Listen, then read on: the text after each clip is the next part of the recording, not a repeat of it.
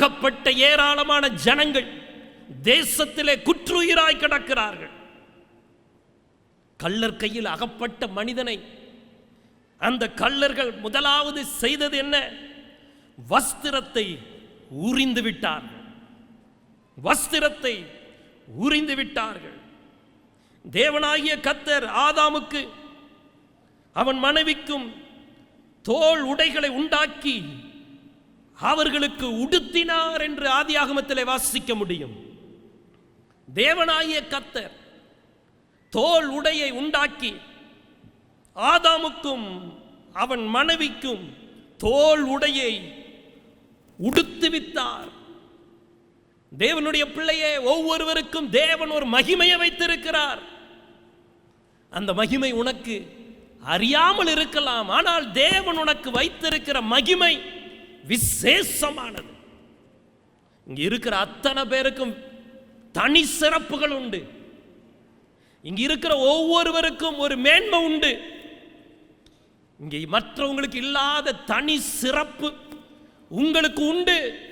அதுதான் தேவன் உங்களுக்கு கொடுத்திருக்கிற வஸ்திரம். அதுதான் இரட்சிப்பின் வஸ்திரம். அந்த இரட்சிப்பின் வஸ்திரம். ஆனால் இன்னைக்கு கள்ளர் கையிலே அகப்பட்டவர்கள் இரட்சிப்பின் வஸ்திரத்தை இழந்து, அந்த மகிழ்ச்சியை இழந்து, ஹல்லேலூயா, தங்களை பாதுகாக்கக்கூடிய வஸ்திரத்தை இழந்து போய் ஏராள ஜனங்கள் இருக்கிறார்கள். அப்படிப்பட்ட ஜனங்களுக்கு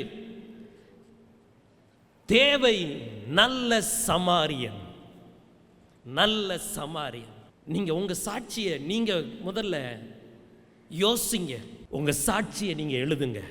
தேவன் உங்களுக்கு செய்ததை எழுதுங்க. தொடக்கத்திலிருந்து எழுதி பாருங்க. ஒவ்வொரு தொடக்கத்தில் இருக்கிற ஒவ்வொரு சூழ்நிலையும் தொடர்ச்சியானதாக இருக்கும். தொடக்கத்தில் இருந்து நீங்க எழுதி பாருங்க. ஒவ்வொன்றும் தொடர்கதையாக இருக்கும். அந்த தொடர்கதைக்கு ஒரு முடிவு இருக்கும். அந்த முடிவுதான் அநேக குற்றுயிராய் கிடக்கிற கள்ளர் கையில் அகப்பட்டவர்களை நீங்கள் காப்பாற்றக்கூடிய ஒரு நல்ல சமாரியனுடைய வாழ்க்கை.